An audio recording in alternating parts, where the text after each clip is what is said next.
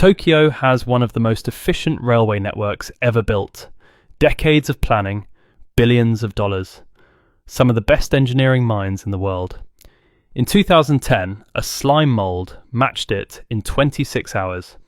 Researchers at Hokkaido University placed oat flakes on a map of Japan, one for each major city around Tokyo, and released Physarum polycephalum, a single-celled organism with no brain, no eyes, and no plan. Physarum polycephalum got to work. The organism survives by growing tendrils outward to find food, then pumping nutrients back through those tendrils to feed itself.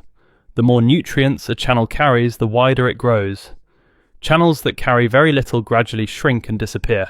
The researchers watched it spread across the map of Tokyo, reaching each oat flake in turn.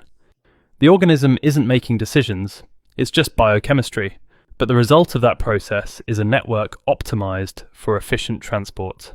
Then it began to prune, cutting back the roots that weren't pulling their weight, thickening the ones that were. Within 26 hours, a stable network had formed.